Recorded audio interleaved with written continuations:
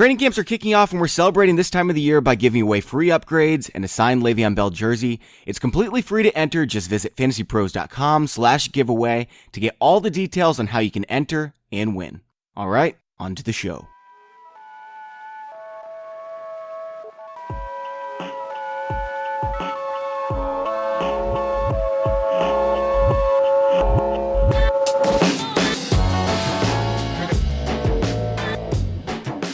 Hey everyone, welcome back to the Fantasy Pros Football Podcast.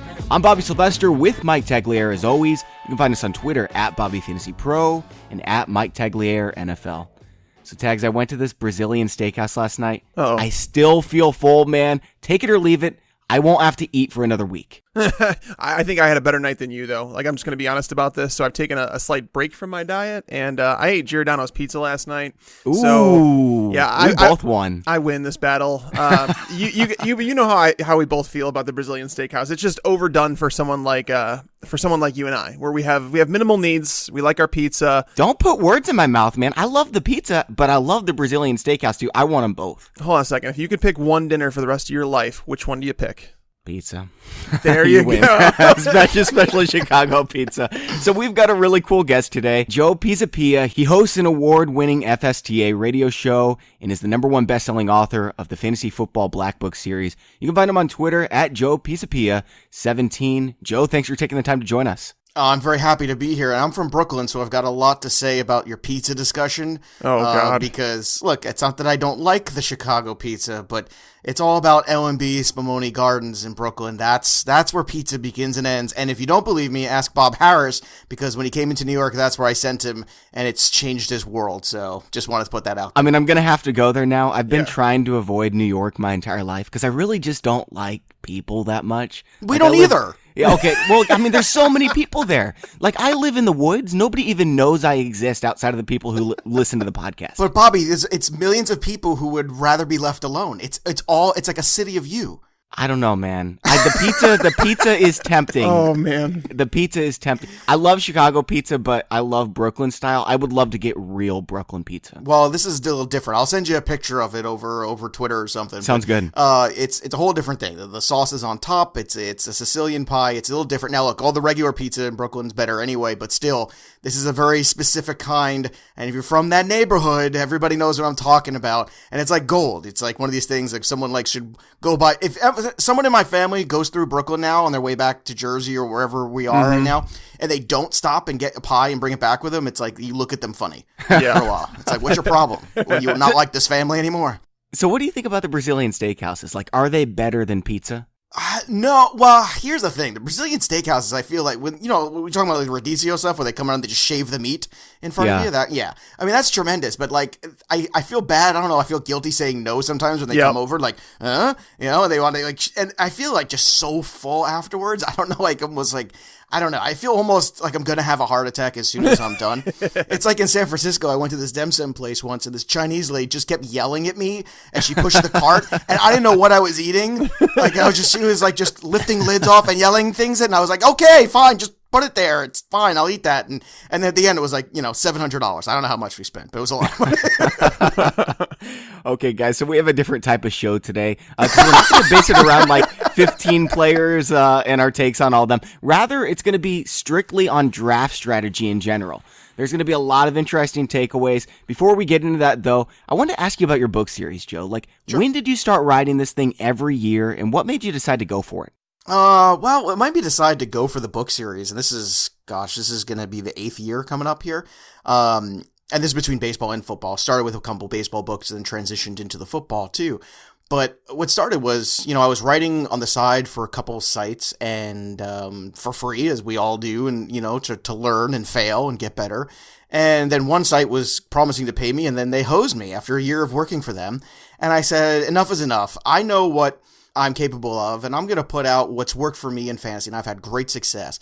And I put it out there on Amazon. This was when you could only do, Kindle stuff, direct publishing, just Kindle only before the paperback. And I thought, wow, if I sell like 50 books, that'll be cool.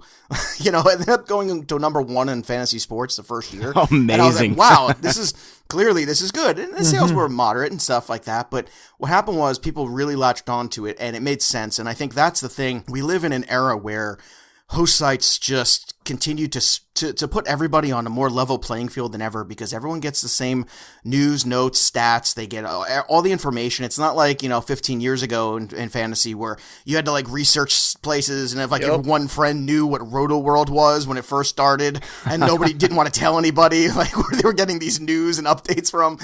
But now we're in a different world. So what separates you? What's unique? And relative position value is that. It is a value-based drafting system, but what's so great about it and so different is it's very easy to understand, it's very applicable to all formats, and it quantifies position scarcity. And it tells you just, rankings are great, and when you have, smart people like Mike and other people in the industry, you guys who are ranking players and giving you rankings, that's not enough.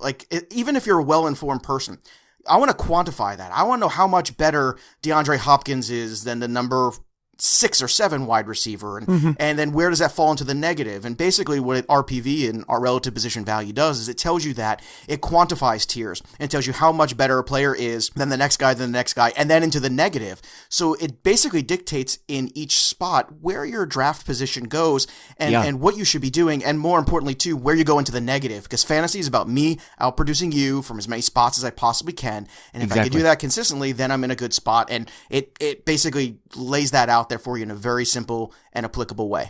Tags and I are both really big numbers guys, and some of the people who come on the show, they're not as much numbers guys, and so it kind of annoys them. But I'm really big into like the VBD.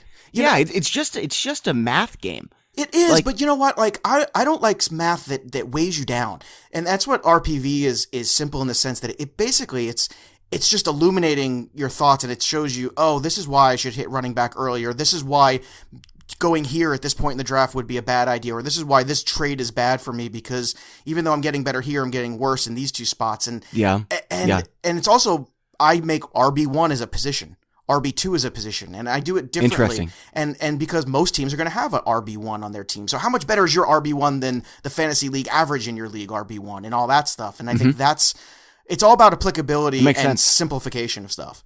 So let me ask you this then, because Tags and I, we're both, we do the late round QB thing, unless, Cam Newton or Russell Wilson really slips. But Aaron Rodgers is different for me because his VBD every single time that he's been healthy has been in the top 17 overall. And every time except once, it's been in the top 12 overall. I'm not talking just about a quarterback, obviously.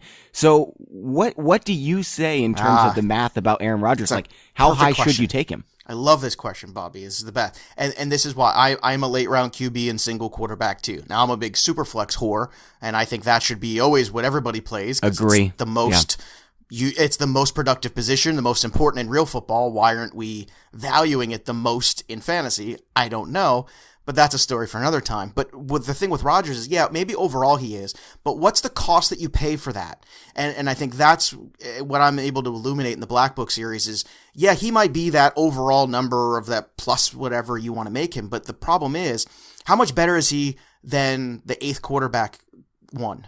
And when you look at them and compare them to each other, that's where you get the answer to that question. And the answer to that question is he's like a +9, somewhere around that range, depending on your scoring system. And you know what? That's not a huge advantage when you're talking about the rest of the crew. And nowadays, more than ever, when quarterback's been elevated because the way defenses have changed and the way, offenses opened up, it's a lot easier to make up ground in quarterback. And if you pass early by taking a Rodgers on a lot of the depth at running back and wide receiver where that attrition of injuries happen, you are going to be behind, and it's going to be very difficult to make up that ground. Tags, what do you think about this? Like, if Aaron Rodgers falls to you in the late 4th, early 5th, you're definitely scooping him up, right? Yeah, I'm in the middle of this argument. I'm not necessarily a late round quarterback guy, but what I am is it's like almost like Aaron Rodgers or bust. I think Russell Wilson could be thrown in there, because the reason I say that is, like, in a lot of my drafts, in a lot of public leagues out there, you're not going to get Aaron Rodgers in the 4th round. So it's a conversation that's kind of mute on most levels. But if you are in a league where a lot of people are trending towards the late round quarterback approach, there is a breaking point for me. And when I'm looking at guys, like a Josh Gordon or an Aaron Rodgers, there's a lot of risk with Josh Gordon, especially right now as we're sitting here. Like, if you're looking at Devontae Parker. Well, yeah, but, you could get Golden Tate there too. Yeah, that's the thing. It really comes down to how you want to build your team, right? If you're looking for some stability, Golden Tate's there. He's not going to win you a league single-handedly. That's just not going to happen. So it's like it all comes down to roster construction for me. If I've taken some risk in the first couple rounds, some upside guys, I might go Rodgers because I know he gives me safety. But the thing is, I don't think I consider him until I think it's the early 4th round is when I feel somewhat comfortable. But again, it puts you behind the 8 ball. And another thing it does, and that's only if one of your favorite guys hasn't dropped. Well, that's true. But then another thing it does is it puts you in a position where you're not able to take a tight end early. Because Jake Seeley and I had this conversation because Jamie Eisenberg, we did a mock, and he was in that one, and he took both, or I think it was Jamie, I think he took both Aaron Rodgers and he had Rob Gronkowski or something like that. So it was like this team had both the quarterback and the tight end, and we liked the value on both players where they were taken.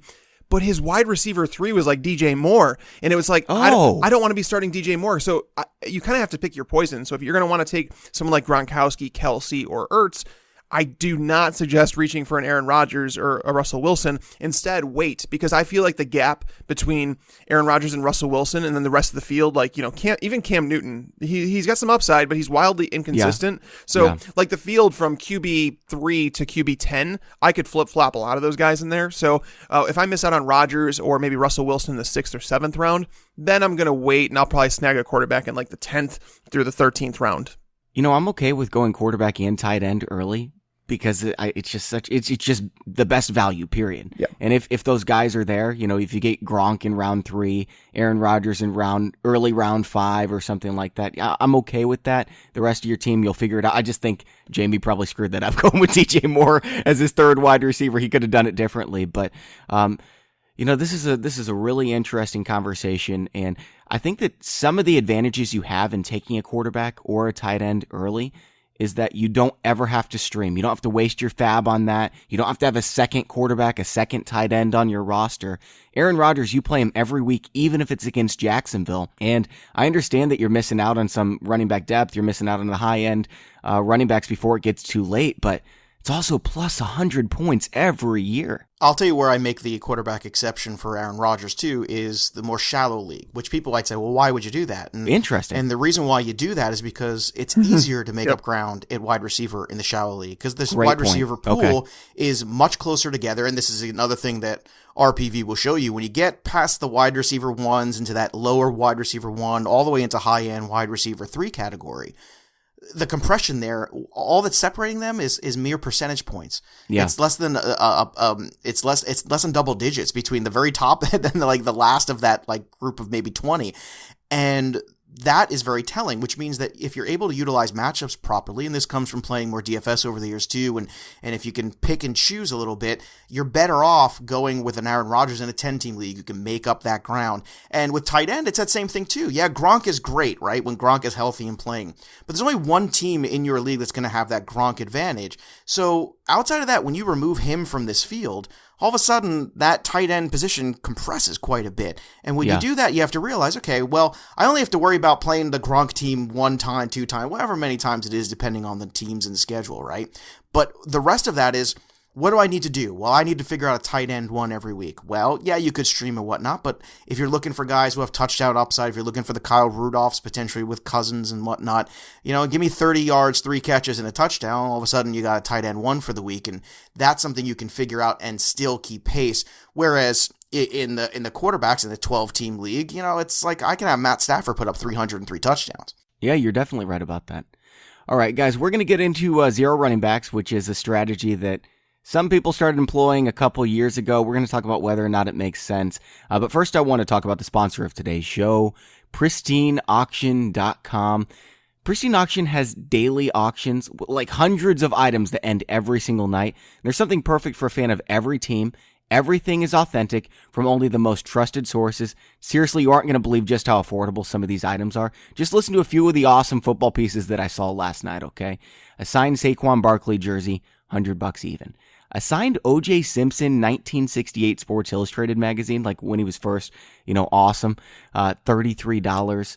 You've got a signed Aaron Donald jersey, $79. These things are awesome to hang on your wall. Like I said, there's something for everyone. I see something every day that makes me really tempted to jump in there, and sometimes I absolutely do. Tags, have you bought anything from them lately? I know you're always looking. Well, my birthday's coming up, and my wife was asking me about that, and it stinks because I don't know what it is, but apparently a lot of other people have Amari Cooper support, and a lot of people are still buying his stuff.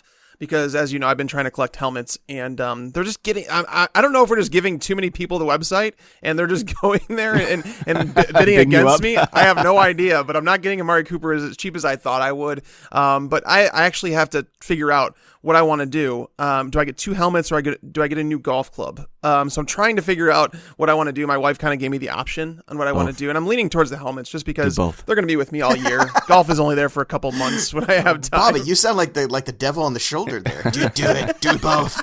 Shh, don't tell anyone. She'll never find out. Pristine Auction is quick and free to register, free to bid. You only pay when you win. When you go to Pristine Auction, please make sure that let them know Fantasy Pro sent you. That way we can keep doing these giveaways. And right now we're doing a signed Keenan Allen powder blue jersey giveaway that ends this weekend. So make sure to get your entries in. Go to fantasypros.com/contest. You can see the details there. It takes like 30 seconds to enter. Go to fantasypros.com/contest. And Pristine Auction, by the way, is spelled Pristine. All right, guys, let's talk zero running backs. And Tags, can you explain what zero running backs is? So it's basically a strategy that someone employed. Basically, it was based on the fragility of the position as a whole, like about running backs going down, you being able to grab players off the waiver wire, grab a bunch of handcuffs, grab a bunch of PPR guys that you could just stick on your roster enough to get points. You're talking about guys like Duke Johnson, like Theo Riddick, maybe like Tariq Cohen this year. TJ Yeldon. These are guys that fall. All those guys are owned now, though. I own 8 running backs on most of my teams. Like, you're not getting those on the waiver wire. Well, that's the thing. You're not getting those on the waiver. Those are the ones that you're going to draft to be your starters. Like that's okay. what. So if you're employing a zero running back strategy, or you're going to try and reach for someone like Marlon Mack because he has the potential to win that starting job. But in the end, they're going to when you say zero running back, like a true zero running back team doesn't draft a running back for, in my opinion, until the 6th, 7th round. I was about to say for at least the first 5 or 6 rounds, they don't have a running back on the roster, and then they start adding some after that. Yeah. My issue with the strategy is similar to the late quarterback strategy. So I understand the appeal to those who say, I'm going to stream quarterbacks and I'm going to have a better quarterback than you at the end of the year if we add up all of our points. And I understand that strategy, but there's a problem with that. Is that if you're playing in a league of competent individuals and they know who your targets are on the waiver wire, they might grab that player in front of you just to block you. Or, I like fab free agent acquisition by budget, but in most public leagues, like we have to speak to the general public here, there are more than 12 quarterbacks being drafted. Like I know in our analyst leagues, 20. That's what I'm saying. Our analyst leagues, yeah, only 12 quarterbacks are taken because nobody takes a backup quarterback because everybody knows the value of them. But have fun screaming Tannehill, right? That's what it comes down to. Is if your league, if you know that you're in your home league, your team, it's a 12-team league, and you have guys that draft 2 quarterbacks. Let's say that 8 or 10 teams do. You're going to be staring at Joe Flacco, Ryan Tannehill, guys like that streaming every week, and it's not going to give you a great situation to play from. So you have to know your league, and then when it comes to the running back, you're almost relying on getting those running backs off the waiver wire. You're fighting everybody, and everybody knows who you're going to get. Because as Joe said, information is so readily accessible nowadays that there are no such thing as just like you being ahead of the curve and who that backup running back is that nobody knows. You know what I mean? So, like Alfred Morris back in the day. Alfred Morris was the secret for like 15% of the population, and everyone was like, why are you drafting that bum? Then he went for 1,600 yards. That does not happen anymore. Exactly. So it's different, and I think that's why you and I we're not fans of strategies as a whole. If value presents itself, and that's why I like Joe's strategy, like the talk here with Joe, is that he's saying like it's almost like a value-based drafting system where if value presents itself, that's fine, because if you're getting the points at wide receiver, like if you're choosing between the number 15 running back and the number 3 wide receiver, I'm going to tell you to go wide receiver, even if you already have 2 wide receivers on your team, just Agree. because the value is just so much better. So yeah, Joe, are you with us in the fact that you don't play to any certain strategy as a whole? Well, I'll address the zero RB thing first, and maybe that answers the question at the same time. I thought this was the dumbest thing ever created, and I railed against it a couple years ago because why are diamonds valuable? Because there's less of them. They don't become less valuable because there's less of them. They become more valuable. And I understand it was a transition where some of the running backs had been aging out, and there was Ezekiel Elliott was coming to the league and Todd Gurley. It was this weird in between where people were afraid of what that position was going to look like. But what's the one thing on a weekly basis that you can really count on more than anything? And that's attempts usually from bell cow running backs. So if you're telling me every week you want a floor of points, well, the best way to do it is have a running back who doesn't have any competition, who is going to be the guy, and more importantly, someone who can catch the ball to the backfield as well. Now, you build your team around those kind of guys, you take out the question marks, and again, this comes to that other thing of relative position value and building the strategy off that is, if you can get a high-end RB1 and then a low-end RB1 or high-end RB2, you are better at RB1 significantly, as a position of productivity, and then you're better at RB2 as a position of productivity. You have an advantage now over everybody else in your league at that position. You can continue to build. So every time you take another running back, even if they're okay, well, guess what? Now they're your third or they're your flex or your bye week running back, and you're consistently going to be in a better position to outscore somebody else more than ever. And, I hated the zero running back thing because I thought it was short-sighted, and I thought it was an overreaction to what is just cyclical. And I thought it was also kind of this idea where that big wide receiver class, people were buying too much into the Odell Beckham, Mike Evans, oh my God, everybody's great when they come out of college to catch the ball. Yep. And that's not necessarily something you can rely on either. So you've seen a big correction between Elliott and now Gurley and obviously to this year with Saquon Barkley being a very comfortable mid-first selection for most people. I think that's the thing. So my strategy is very simple. No matter what the format, PPR, standard, doesn't matter. Give me the bell cow running backs early and often, and I will build off of that. And even in Fishbowl, I was the 8th pick, and Hopkins somehow made it to me around the corner, and I took him in the 2nd because it was just too big of a player to pass on. I don't know how I got that lucky, but I did. And then as soon as I came back around, I took Howard as the 3rd because you know what? Maybe Howard still has some question marks, but I'm pretty sure he's going to be the guy. And if Nagy can make him anything close to what he made Hunt last year, especially towards the last 6 games of the season, sign me up, man. Yeah. I don't like the zero running back strategy. Now, if you do it, I think that you have to do it a different way than most people are implying, where it's just the pass catching running backs or whatever. What I'm doing, if I've done this one time just to see what it looks like, mostly so I could talk about it on the podcast, right? You go Jamal Williams because you know he's going to get carries in the first 2 weeks, and then it's a long-term game from there. Yeah, I got Duke Johnson as well, but it's a long-term game. You get 6 high upside running backs, guys like Kenneth Dixon, Jordan Wilkins, Aaron Jones, guys who could be starting running backs, and if they were, could be top 15 running backs. And if you get 6 of those guys and you hit on 2 of them, and you pair them with Duke Johnson, you've got really good running backs and you hardly spent any equity on them. That's the only way to do it in my mind. You can't just completely punt the position. It has to be, I've got a big lottery ticket here, and if I hit, I've got the best tight end, the best quarterback, the best wide receivers, and now I've got competent running backs as well. If you're not going for the high upside guys and like 6 of them, then you have no chance of having the competent running backs. With that said, I'm never going to do the zero running back strategy. When I go into a draft, here's my plan. First 4 rounds, I go with value no matter what it is. I don't care if it's a wide receiver, quarterback, tight end.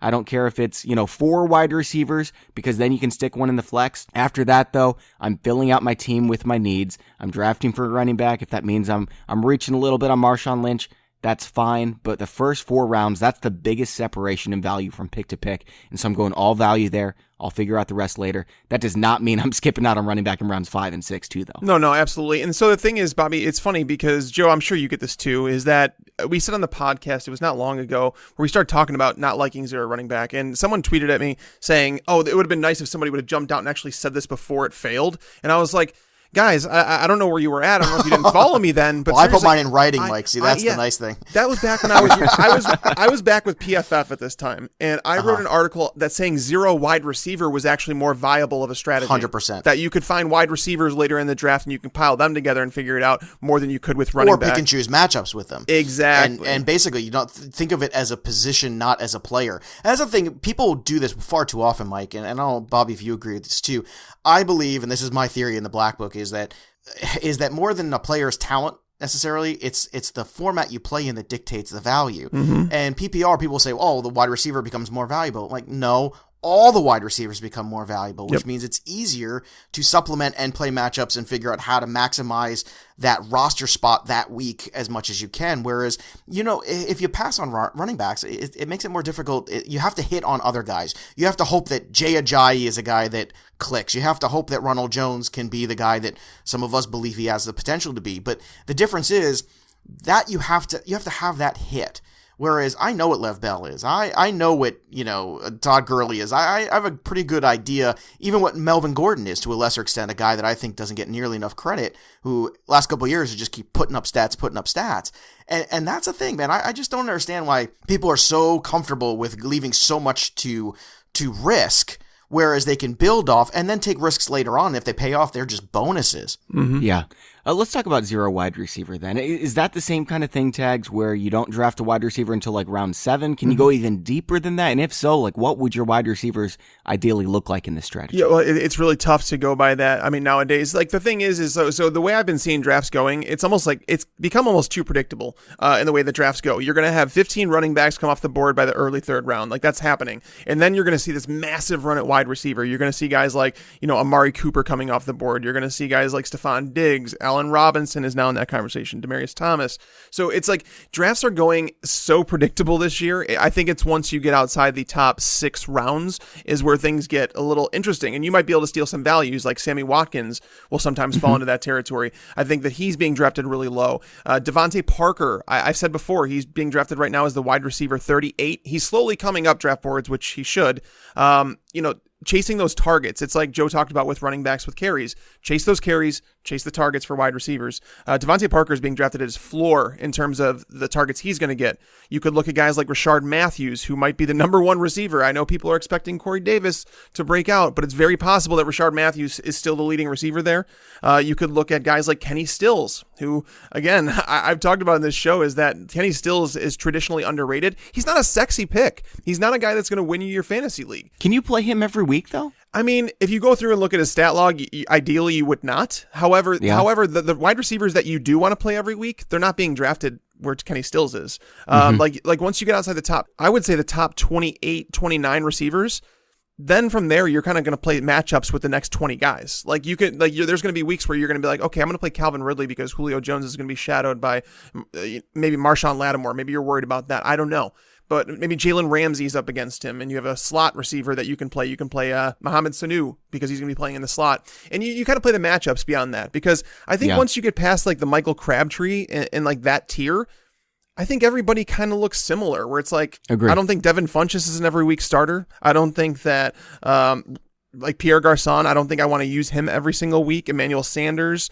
Like there's a lot of guys that kind of fall into that territory, but Joe definitely hit it on the head with the positional scarcity, like in terms of knowing your scoring.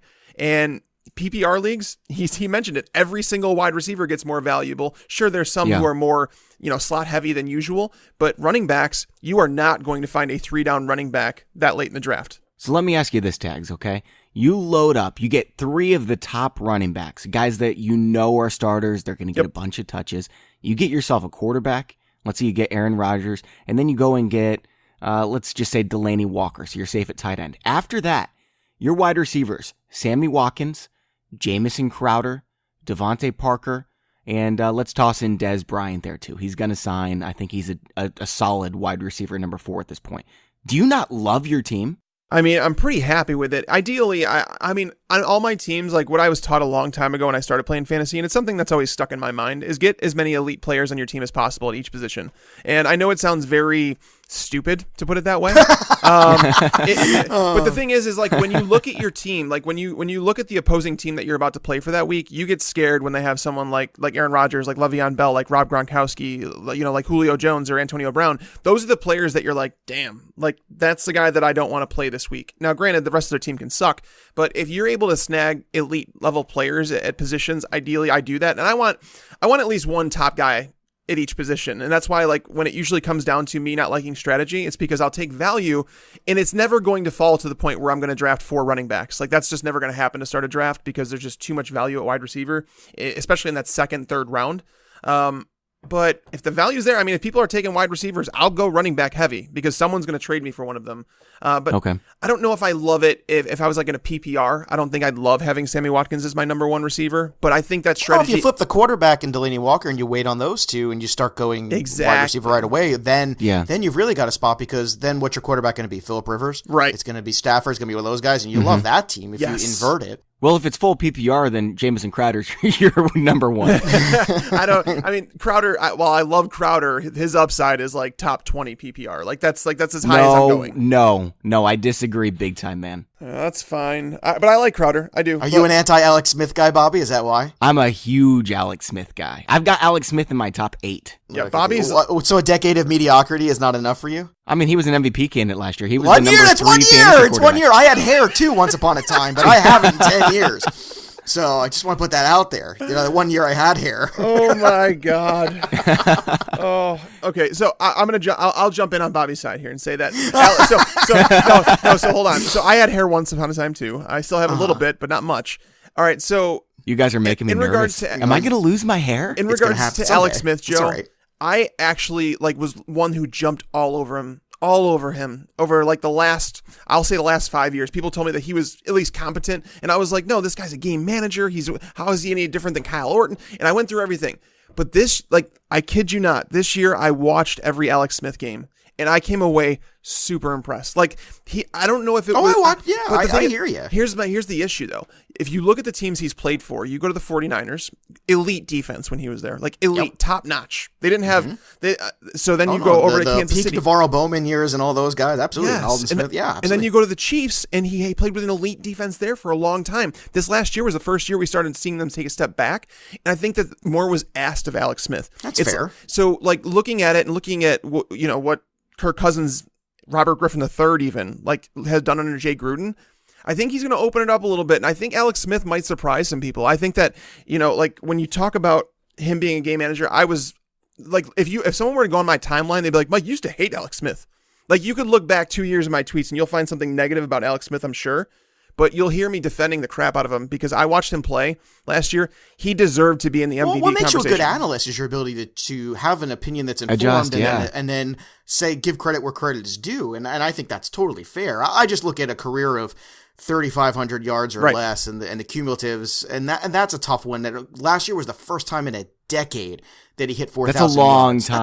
That's a lot of mediocrity. Mm-hmm. I was talking about how Tom Brady was a game manager until they opened him up, but that happened a lot earlier in his career than Alex Smith. For sure. Have we seen other examples of somebody being so mediocre for a dozen years and then suddenly becoming... I don't say this lightly, but really it's a rare star. Alex Smith was a star last year.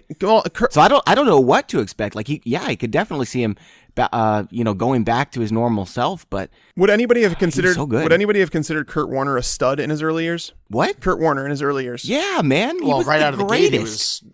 Huge. Well, he was the best quarterback in the NFL as a rookie, right? But in all fairness, too, he was surrounded by Marshall Faulk. And he was surrounded by Torrey Holt and Isaac Bruce. He was surrounded by Hall of Fame talent there. But then there was a lull in production there. Maybe I shouldn't have said start the career. I was just thinking more of the way he had that second lull run in of production, his career, and then how he finished it. He finished it strong. Maybe I was wrong on saying that, but hey, guys, we have breaking news, by the way. Bobby, this is just for you. I shouldn't say it's breaking news, but it's just for you.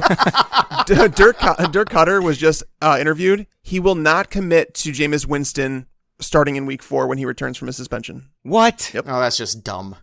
That, come on. I think that is. That's just coach speak sending him a message. Maybe. How good was Jameson Winston in I December? This is, hey kid, your job's not here when you get back, so get it together. And you know what? It's 2 years too late. So screw you, Dirk Cotter. Come on. Maybe he's getting really fat or something. He might not be the coach. I'm not playing the first 3 weeks, so I'm just going to eat a bunch of lobster. Hey, Sonny Jurgensen was fat too, and he threw the ball pretty good. So, but look how good Winston was in December. He was so good. He was the best fantasy quarterback over the last 4 weeks. I had an argument with somebody on the internet about this. They were bashing Winston. I was like, well, they wanted to put him in the ranking or whatever it is. I'm like, well, did you see how he finished the season? And he missed games in the middle there. I was like, did you see December? Well, whatever. I was like, no, not a couple. Go look. I think it was 3 of his last 5 games were 300-yard games, and he had 1,500 yards in the month of December. He was amazing. He was brilliant. Come on, man. Seriously. Yeah. If Jameis Winston hadn't been suspended, the reason Tags brought that up is because I had him in every best ball league. He was my quarterback. I was getting him every single league, no matter what. Just forget it. Don't even consider Alex Smith. There's no chance I'm taking Aaron Rodgers if he falls to the 5th or 6th because I'm getting Jameis Winston in the 12th round. So kind of sucks now. It does. One thing I want to point out, too, for you with Alex Smith is that Nagy effect of when he took over the play calling last year, too. His stats also just ballooned towards the end, too, with the 366 and the 268. You look at the game log, you had a 300-yard game, week 15, too. And just putting that out there, I'm that's scary. Cautiously optimistic that Gruden can do those kinds of things, but Kelsey's a better talent than Jordan Reed, who's not always or ever on the field. And, Tyreek Hill doesn't get enough credit how explosive and dangerous of a player he is. And I know why people don't like him, and I get that, but I don't know, man. Kareem Hunt's a very good player, and I like Geis and all. I just think there's a lot of variables. Everything clicked last year, and this is why I'm higher on Howard than I am on a guy like Smith, because I want the offensive mind. Just like last year, I took a lot. You know how much heat I took?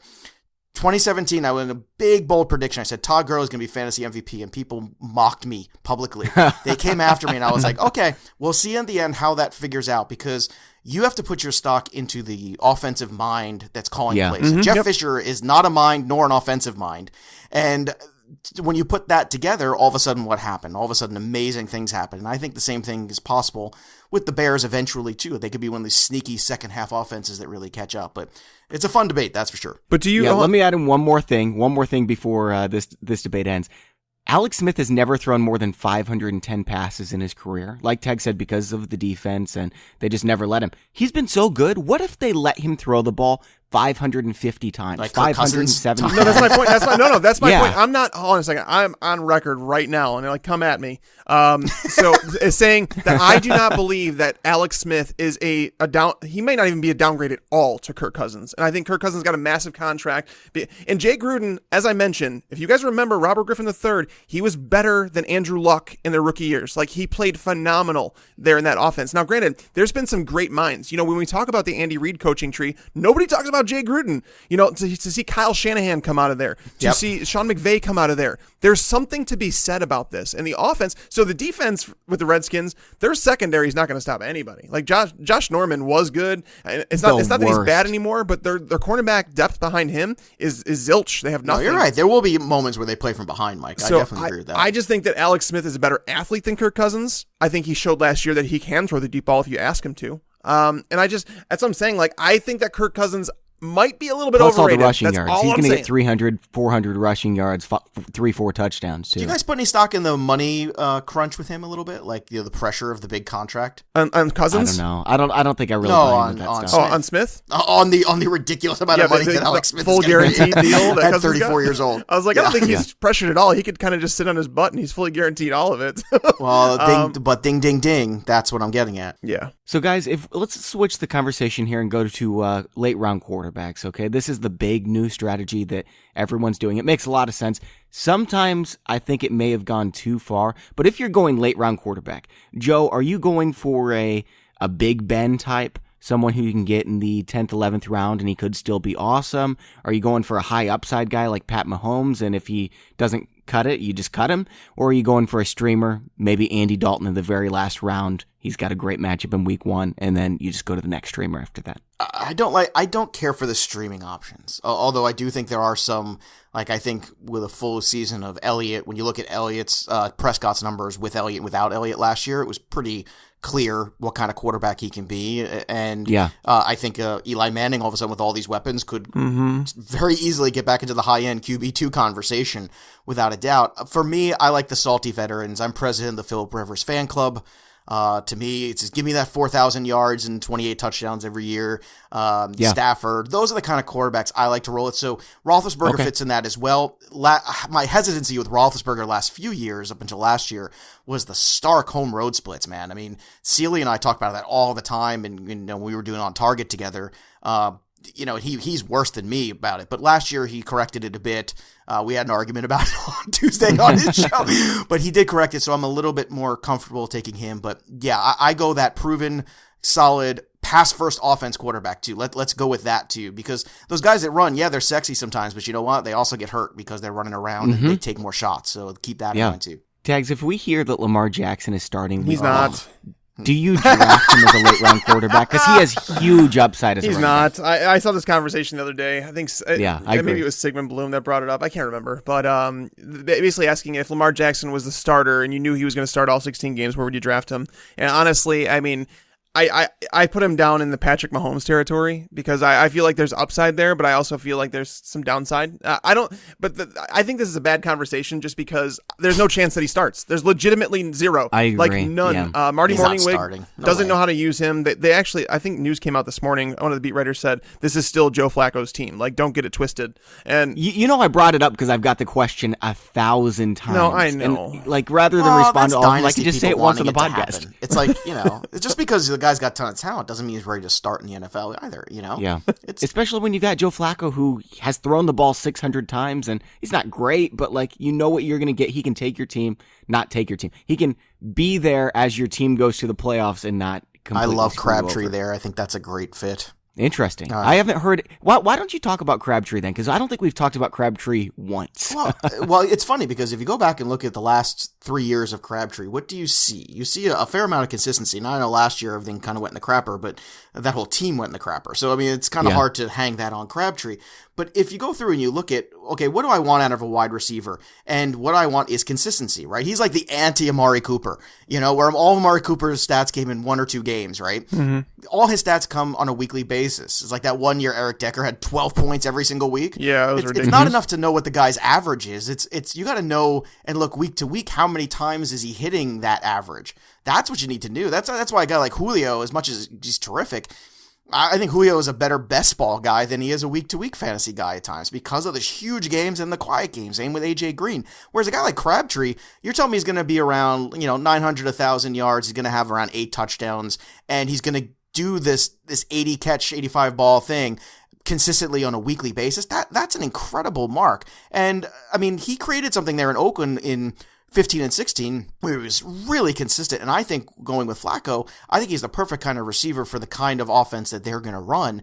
And I think he's going to get back to being that player he was in 15 and 16, and he's still only 31. That makes sense. I mean, I don't mind drafting Michael Crabtree. I just don't think I have any shares because he's going at the same spot as Jameson Crowder. And that's fair. And I love Jameson Crowder. And you know what? I've been such an apologist for Jameson Crowder the last 2 years. Well, I was ahead of the curve there, and then I took a lot of slack for it last year when I kept saying, no, he'll turn it around. No, it'll be fine. No, go. What, he got dropped? No, go pick him up. It's okay. Yeah. And here's the thing about Crowder is he creates separation. He and does. Credit to Tags for bringing this up, but Alex Smith only throws when a wide receiver has separation. He's one of the best in the league, and they don't have anyone else who's any good at it. He So I was think never gets really a healthy ton of all year receptions. either, too. Crowder was dealing Yeah, with at the start of the year, injuries. we talked about this so much in the podcast. I was like, I know they're not listing any injuries, but I was like, I'm telling you, I've been watching. He just doesn't look like the same player. And you saw as the year went on, he got better and better. And then obviously Chris Thompson going down at the end of the year for the final 6 weeks, that ballooned his numbers to bigger than what they should have been, because I do anticipate Thompson coming back to that receiving role.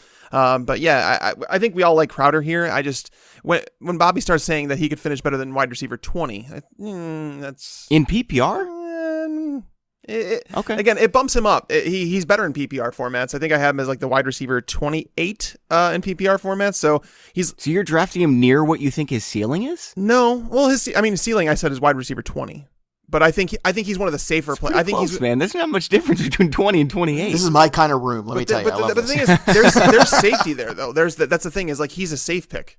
And you don't have to take him as the wide receiver 28 off the board. Like, I think he's going as like the wide receiver 36 or something like that. So I don't need to take him as the 28. I'll say this, Bobby. I think in industry leagues, you'll see people hotter on Crowder than you will, like you mentioned before. And I think it's a great point you made, Bobby, about, you have to do these shows for the masses. I think the masses of people who aren't, who are playing in leagues aren't going to be hot on Crowder this year after last year. Mm-hmm. And I think that's the thing you have to understand. Like, if you go look at the generic ESPN rankings, and this is the other thing too, I'm always big on too. Whatever host site you're playing on, if it's Fantrax, if it's ESPN, Yahoo, go look at their rankings and see how they're undervaluing certain players that they shouldn't be, and use that to your advantage, because most of the herd will always go and get influenced by that. And if you can wait that extra round for that player every time, or close to it a few times in a draft, that's a big difference maker. Yeah. And to your point, ECR, which is expert consensus rankings, we've got 60 experts rankings all combined together. Jameson Crowder is number 86 overall. Yeah. Okay. His ADP is number 98 overall. So you're exactly right. The experts like Jameson Crowder, a lot better than the general public. And that should tell you a lot. But yeah, Joe, hitting on your point, CBS is the one website that I can tell you can be exploited in terms of... Oh, sure, because you can make your own there. In terms of price, yeah. Like theirs are all over the place. I do it in baseball all the time. Yeah, like I've done some mock drafts in there this year, and I just look at it, I'm like, wow, some of the players aren't even listed that should be drafted in like the 10th round. So you have to like 100%. search for them. So it could be exploited there. But Jameson Crowder, as of right now, in positional ADP, he's being taken in PPR formats, mind you. He's being taken as the 37th wide receiver. So that's why, like, I don't need to draft him in front of guys like Corey Davis in a PPR. But the thing is like, I can get him around later. If I wanted both of them, I can grab them. Mm-hmm. All right, Tex, let's go back to what you think about streaming quarterbacks. If you're going, I'm not streaming quarterbacks, late round quarterbacks. Are you going streamer? Are you going the high upside guy? Are you going the safe, salty veteran? It all depends on the league size. So if you're playing in a league that you have 16 plus roster spots, I'm okay. I'm snagging 2 quarterbacks. I would take one with upside, and it depends. Again, it depends on where they're being drafted, because I prefer Trubisky over Mahomes just because of draft cost. I can get Trubisky for free. Some leagues, Mahomes is going in the top 12 quarterbacks. Like, I'm not drafting him as that, but I prefer to grab one of those guys and pair him with a safe quarterback like an Alex Smith, like a Matthew Stafford, like a Phillip Rivers. You can get these guys outside the top 12 quarterbacks, and so you're not spending any equity. And a lot of times the wide receivers that I want late in the draft, I can actually pick my quarterbacks and get them 2 rounds later, because I know I'd be reaching to grab them and I don't need to. So, but if you play in a league where it's like 15 roster spots, you only have like 5 bench spots, no, don't take a backup quarterback. I would rather stream at that point, and because nobody's going to have backup quarterbacks in their bench. So at that point, snag Andy Dalton in your draft with your final pick, play him against the Browns, figure it out from there. Yeah. All right. Same question for streaming quarterbacks. I'm sorry, then, they play Joe. the Colts week 1, not the Browns. The Colts. Oh, Colts that's are still I bad. just generally speaking, just stream against the Browns. Well, Browns defense is a little bit better than get credit for last year, too. I was running on that bandwagon, too. They've been so bad against tight end, though. But you know what? But part of that is because DeShone Kizer keeps turning the ball over, and they were in the red zone already by the time he turned the ball over. And there's only so much you could do sometimes, and they were constantly put in bad positions by Kaiser's turnovers, and they were just on the field so much that I think the linebacker core, too, who would normally cover that, they were just exhausted. Yeah. You know what I think is going to happen is they're going to go from turning the ball over so much to Tyrod Taylor, and Browns fans are going to love him so much that they don't even want Baker Mayfield. I don't stop. No. So in regards to Lamar Jackson, by the way, if you're a fan of Lamar Jackson, if you're a fan of Baker Mayfield like I am, root that they don't start for as long as possible. And I mean that. Agreed. Like, I didn't want Trubisky to start for the Bears last year. I know some people say that experience is this and that, but there can be some bad traits that are passed on. They could be thrown into the fire too early, and it could ruin their confidence. He hardly started. He threw like 8 passes in a game. Yeah, but towards the end, he started to throw more. Yeah. There was that one game where he threw 9, and we were all like, oh my God. What happened? No, but seriously, it I'm okay. I'm a big Baker Mayfield fan. I'm okay with Tyrod Taylor. I hope that Tyrod starts every game under Hugh Jackson. And when Hugh Jackson's fired, then we have the conversation of bringing Baker.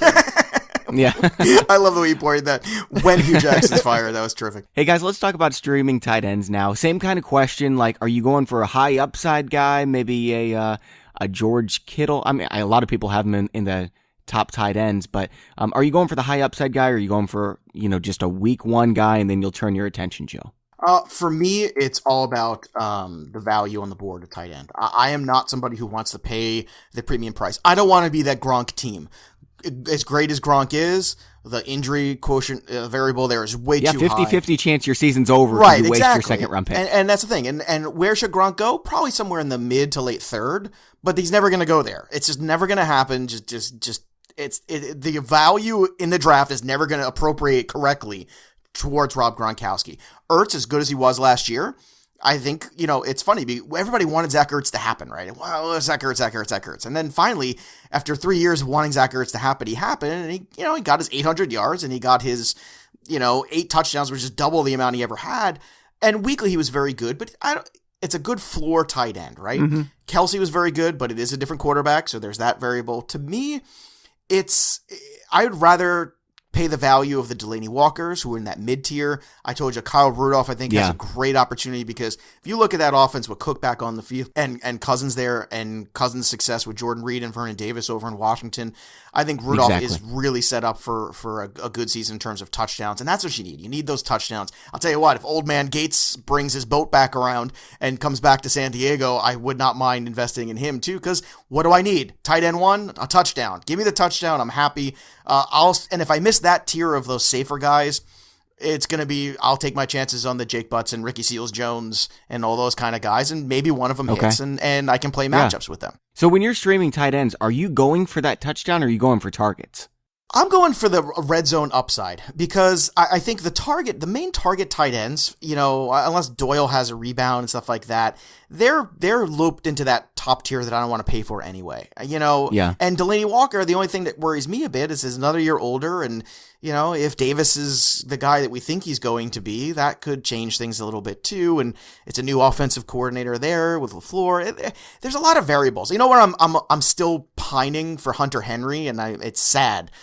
He was that guy, and I'm just cry my bed every night. Oh my God, just to cry myself to sleep, Bobby. I mean, when that he was the tight end. I don't even need to think about tight ends this year. I'm not going to do any rankings. Just draft Hunter Henry, and I'll be fine. He's going to be the perfect meeting of value and upside and all these things and ADP, and he runs good routes, and he's in a pass-first heavy offense in that sense with Rivers. And he's been more efficient than Rob Gronkowski and Jordan Reed and then that happened, and Travis Kelce, all these guys. And he's finally going to get targets. Now I'm depressed. This is just depressed. We should do an entire episode just sulking on Hunter Henry.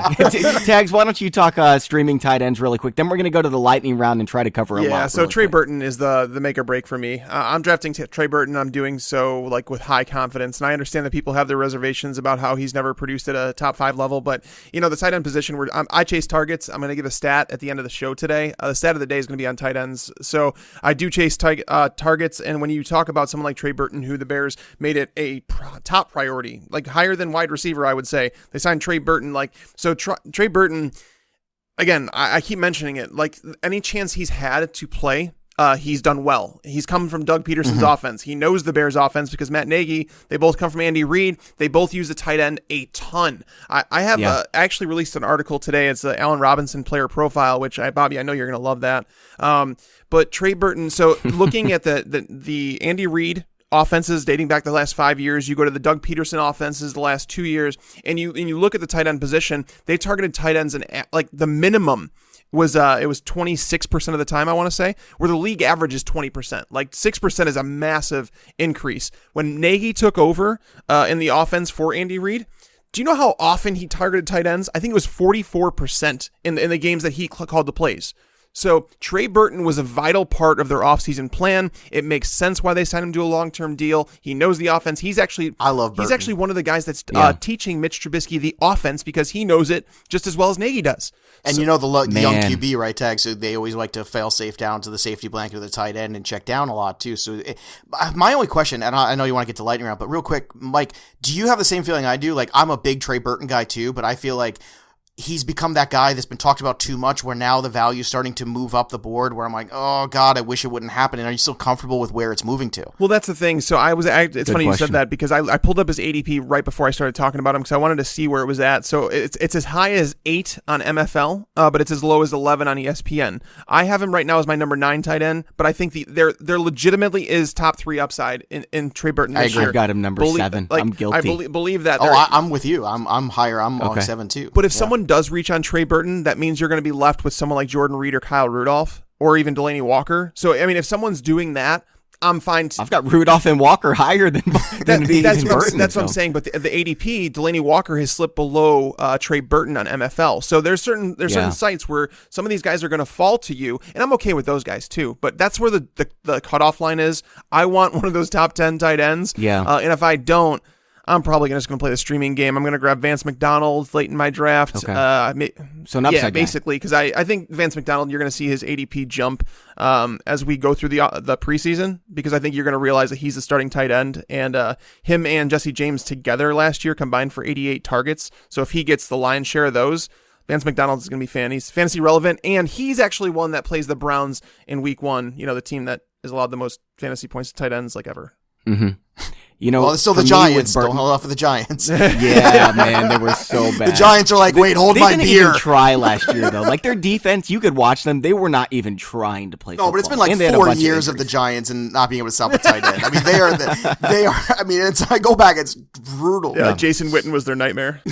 For me with Trey Burton, he's the last tight end on the board, and if I don't have a tight end, I don't care where Trey Burton's going. I have to get him before it gets really ugly, and I have to go with. I was going to say Jimmy Graham because I've got him lower, but Jimmy Graham's gone like 4 rounds earlier.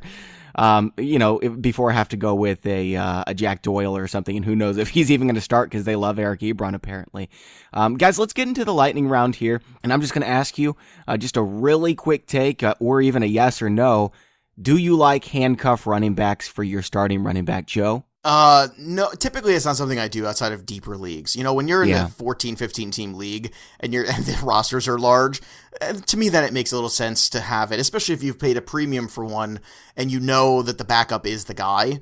If it's a Connor or whatever, that kind of thing, that's fine. I don't have a problem with that. But the notion of handcuffing running backs to me oftentimes is a waste of a roster spot, and then people hold on to them, and they miss out on all the good things that happen in the first month of waiver wire, where if you're aggressive on waiver wire, you could get the next tight end that pops up, and you can get the next wide receiver that breaks out and all these things.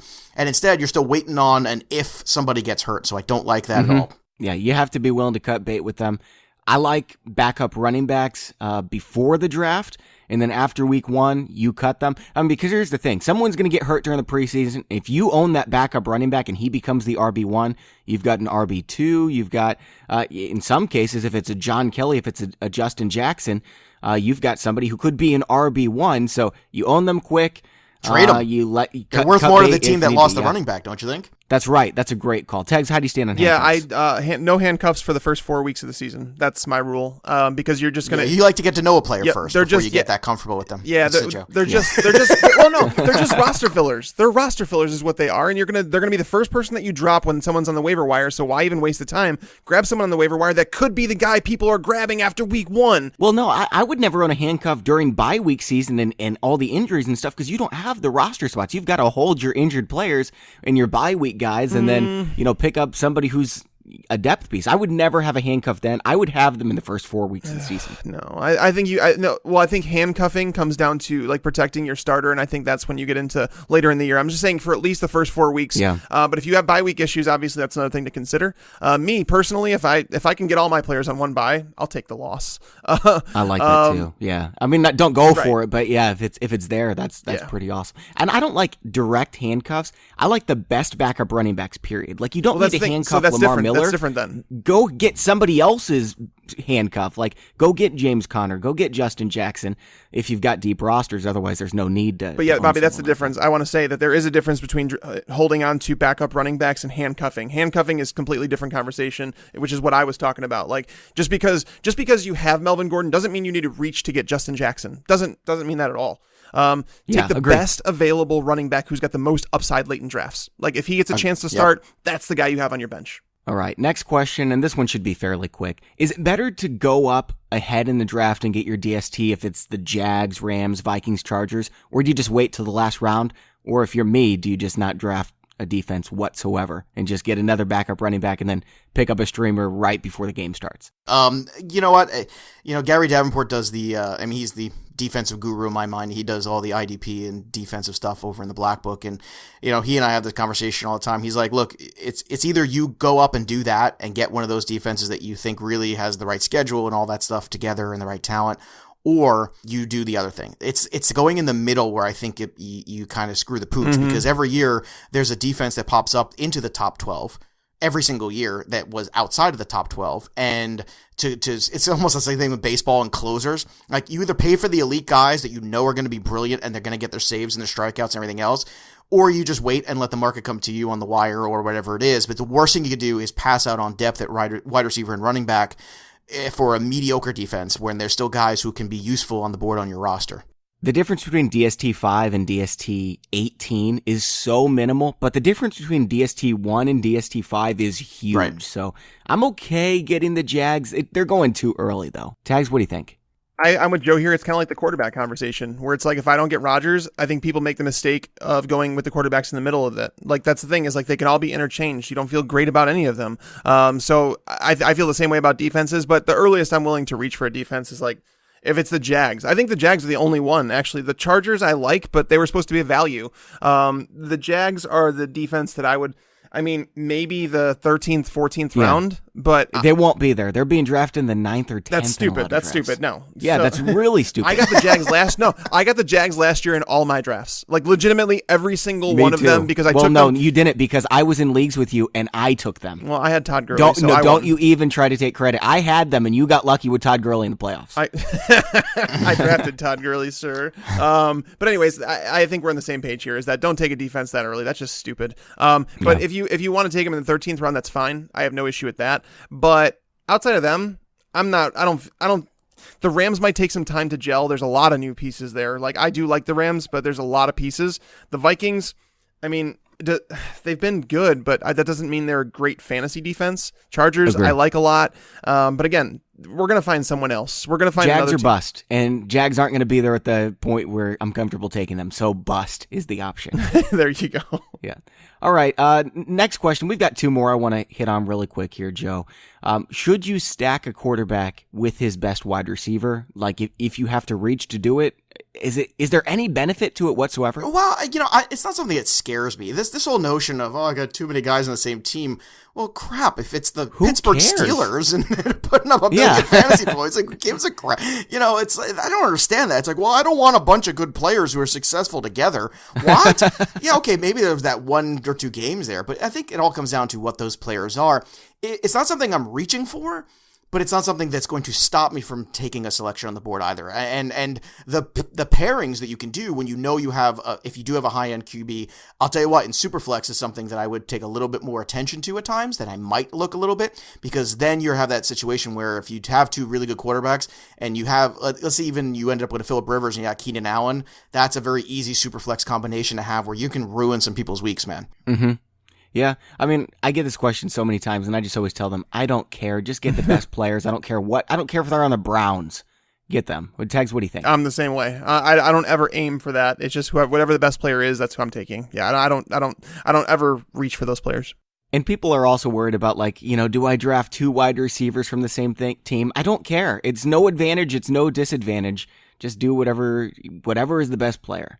Okay, and then when we get to the bench, this is what I want to ask about, because a lot of people are asking, how do I develop my bench in the last rounds? Do I go for the depth pieces because I know injuries are coming, bye weeks are coming, or do I go for high upside guys? Joe, which side of the fence do you stand on, or is it just kind of a mix? Well, because I'm somebody who really likes to dig in early with proven talent for the most part, or talent, I should say, that I really believe and trust in what they're going to be in their offenses, and I don't like to take a lot of risks early on that are unnecessary. That's where I like to take the risk and the bonus and the upside. Those are the guys where I'm going to take a flyer on this guy or that guy and see, maybe Devontae Foreman's going to fall dramatically because people are terrified. Okay, I'll stash him on my bench and see what happens in a couple weeks after pop, if he even ends up there when they start the season. It's that kind of stuff that I think can really change. Whereas, like we were talking about before, taking these handcuff running backs and stuff like that, it's kind of a waste. Your chances are 90% you're going to end up dropping them anyway. Mm-hmm. Tags, what do you think, Ben? I agree. I think that's the thing, is like, we're getting to the point now, it's like these are the like little gimmicky things that people talk about, and I think that me and Joe are all on the same page with this, that I don't think you need it. It's just kind of like a waste. Yeah, I agree. I would never draft, just kind of a blah player like Allen Hurns or Deshaun Jackson or Nelson Aguilar. They've got no upside. They're guys that you are hoping will be a serviceable flex, and really you don't want to use them unless you've got an injury or a bye.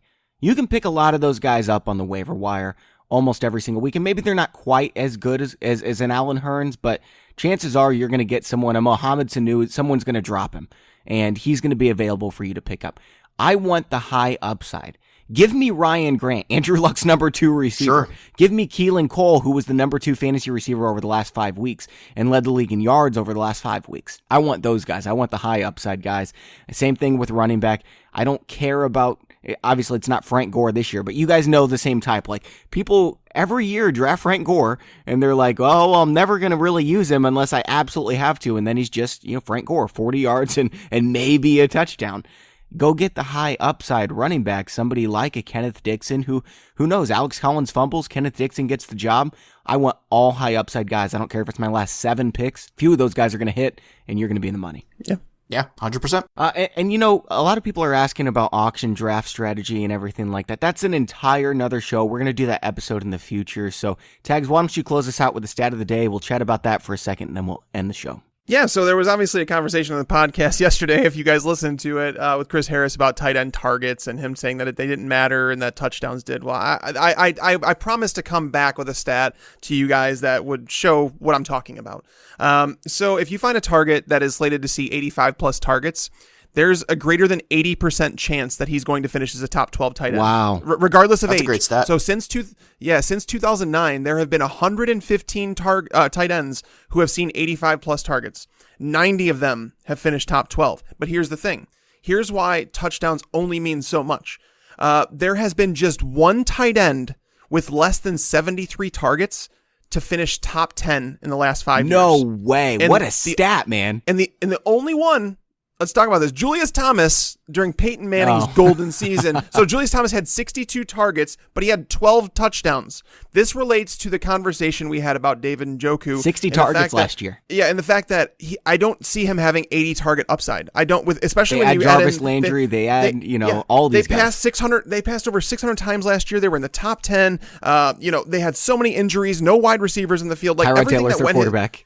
I mean, there's so many things going against him this year that to get to those marks, and that's why when I talk about saying I like David Njoku as a talent, and I think that you should buy in dynasty leagues, but I would not draft him, especially at the tight end number 12. So even if he overcomes like literally every obstacle that's put in front of him, he's going to finish as maybe the tight end 10, and you're drafting him as the tight end 12. Congratulations. What do you think, Joe? Are you on the David Njoku bandwagon right now, or do you agree with Tags and me that there's just no chance he gets the targets in this offense? Well, that's, I think, the problem. Well, if Josh Gordon doesn't play, that might change a little bit. That would change things a little bit for sure. Well, if Josh Gordon's not going to play, then Des Bryant is almost certainly going to be there. Yeah, but my question is how fast can he integrate and what shape is he in and all that crap too. And Des Bryant, God, talk about the league of very good, not great. I mean, every time he's up against anybody who's worth their salt at corner, he shuts down. For me, Njoku, I actually thought did an admirable job last year and showed you some flashes of why he could be a very good tight end.